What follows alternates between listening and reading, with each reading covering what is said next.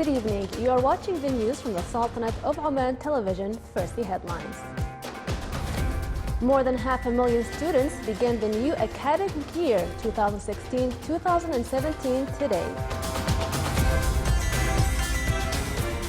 Promoting investment potentials in the Sultanate tops the goals of Invest in Oman Forum in its third edition. The number of hotel visitors to the Sultanate increases by 10% till the end of June 2016. And at least 35 people are killed in Turkish airstrikes in north of Syria.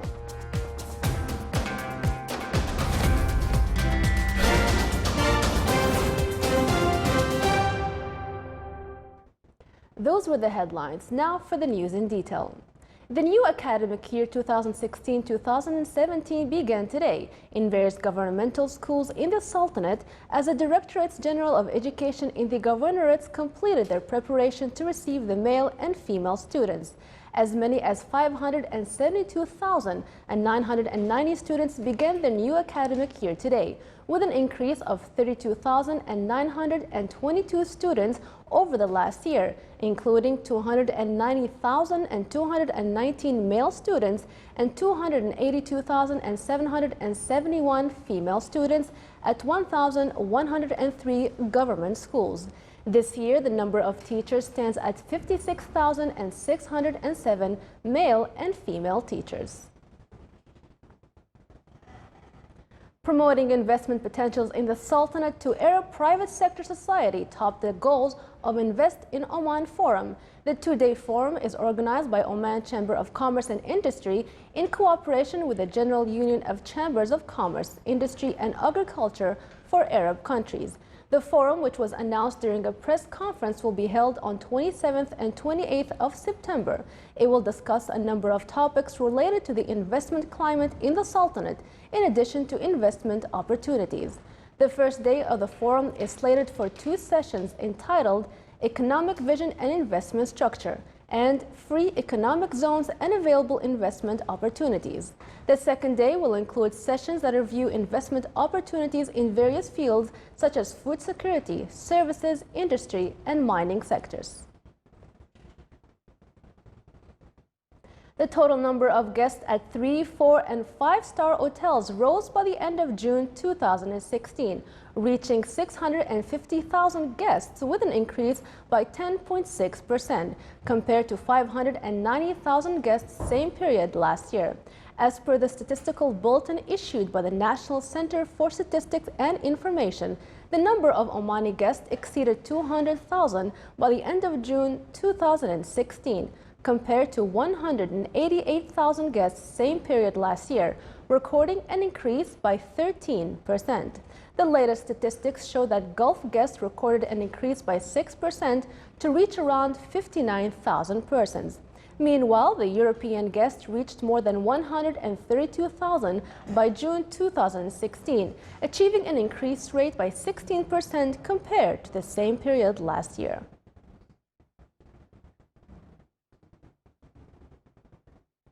The Omani Hajj mission left here today for the Holy Lands. While in Mecca and Al-Madinah Al-Munawwara, the Omani Hajj mission will look after Omani pilgrims and the other pilgrims, in addition to providing its services in other holy sites during the Hajj season.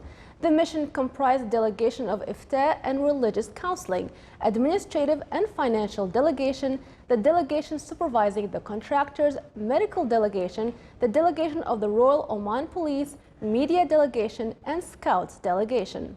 The number of the Sultanate's pilgrims this year stood at 11,200 persons, including 537 residents, while the number of the licensed contractors stood at 231 contractors. Still to come in our news bulletin. As a guerrilla war brews in Mozambique, its biodiversity is under threat once again.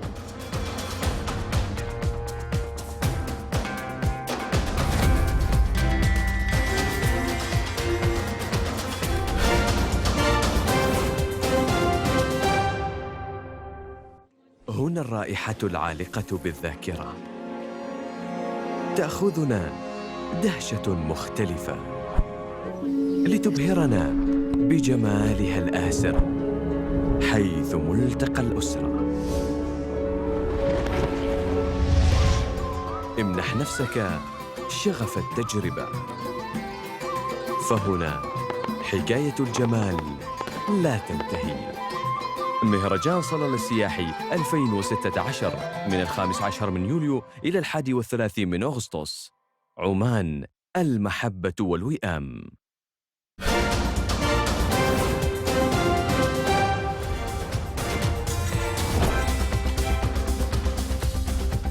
Welcome back to the news from the Sultanate of Oman television. Regional developments and the Omani-U.S. relations and its impact on these developments were the main aspects discussed at the meeting held between His Excellency Abdulaziz bin Mohammed Rawaz, advisor of His Majesty the Sultan for Cultural Affairs, in his office today, with a delegation from the National Council on U.S.-Arab Relations in Washington. The delegation is led by Dr. John Duke Anthony, currently visiting the Sultanate with a number of academics and students from various U.S. universities who are interested in the Middle East. The Ministry of Commerce and Industry, represented by Invest Easy Portal, activated Money Back Service, one of the last e-service packages for the comprehensive development of one-stop station. The number of e-services provided to investors through the portal now stands at 76. The services eliminated the need to visit the ministry premises to complete transactions. The Money Back Service aims at facilitating and expediting services provided to investors through Invest Easy Portal. The services allow verification of the application and refund the collected money to the applicant.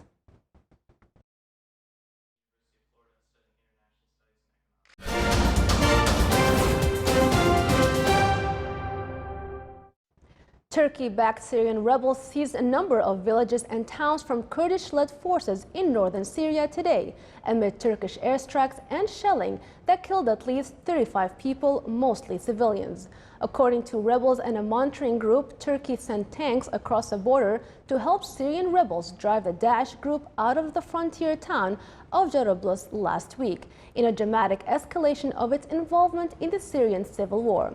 Turkey's official Anadolu news agency said Turkish airstrikes killed 25 Kurdish and destroyed 5 buildings used by the fighters in response to attacks on advancing Turkish-backed rebels in the Jarablus area. A Turkish soldier was killed by a Kurdish rocket attack last night, the first of such fatality in the offensive, now in its 5th day. Warplanes from the Saudi-led coalition struck a rebel convoy near a taxi stand in central Yemen, killing 7 civilians and 9 insurgents. A military official said the airstrikes hit 3 vehicles belonging to the Houthi rebels' southwestern city of Taz.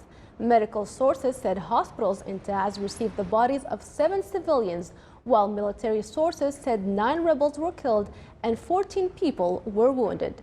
The coalition has stepped up its air raids since 3 months of peace talks in Kuwait collapsed earlier this month. Forces loyal to Libya's UN-backed unity government today pushed into the last areas of Sirte held by the Daesh group in what was the militants' coastal stronghold. Loyalists to the Tripoli-based government of national accord have more than 3 months been pressing an offensive to retake the city from the militant groups. The Daesh captured Sirte, which had been the hometown of Muammar Gaddafi, in June 2015, sparking fears the extremists would use it as a launch pad for attacks in Europe.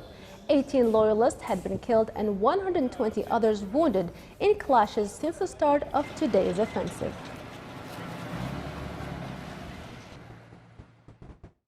Fears for the survival of the wildlife in Mozambique's Gorongosa Park are rising as clashes between the army and rebels have revived the specter of a civil war that ended 20 years ago. More details in the following report. Over the past 10 years, Mozambique's Gorongosa National Park had begun to recover after almost 2 decades of civil war. But now, as a guerrilla war brews in the middle of the country, its biodiversity is under threat once again. Quando é assim, o Parque Nacional de Gorongosa também é alvo. Gorongosa Park is a prime target only because people can no longer harvest enough, and so they go after the animals in an effort to feed themselves. Para produzirem o suficiente. Este é facto. The park is now home to more than 72,000 animals, protected by 150 rangers and a team of scientists. Elephants and waterbuck roam the reserve, thanks to a restoration project funded by an American philanthropist. But despite the park's resources, there's concern that the fighting could ruin it all. Morre pessoa, fome, doença, muita coisa que está acontecendo. People die. There's hunger, disease. All of it comes from the conflict within the country. During the Civil War, they destroyed everything, and we had to rebuild. This time, I don't know whether they're going to destroy or not. Não sei se esse conflito ou vai destruir ou não vai destruir. Mozambique's rebels picked up arms 3 years ago against the ruling party, in power since independence in 1975. The rebels' leader lives in hiding in the mounds beside the park. The violence has led to a dramatic drop in visitor numbers, down from 7,000 4 years ago to just 1,000 last year. People are afraid to come here. Today, for example, we have 4 tourists. All the other occupants work directly or indirectly for the park. They're scientists or other employees. In the Sena language, Gorongosa means place of danger and death. And while peace talks between the government and Renamo rebels offer hope, the park's fragile ecosystem remains in constant danger from drought, poaching, and conflict.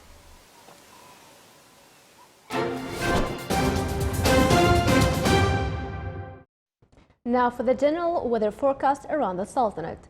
Cloudy skies will prevail over the coastal areas of the Governorate of Dhofar and its nearby mountains with intermittent drizzle. Rest of the Sultanate will have clear skies with cloud accumulation and scattered rainfall over the Hajar Mountains. Low clouds and fog late at night and early morning are expected over most of the coast of the Arabian Sea.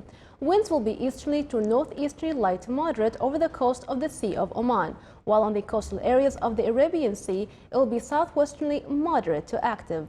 Seas will be moderate to rough along the coast of the Arabian Sea with a maximum wave height of 3 meters and slight along the rest of the coast with a maximum wave height of 1.25 meters.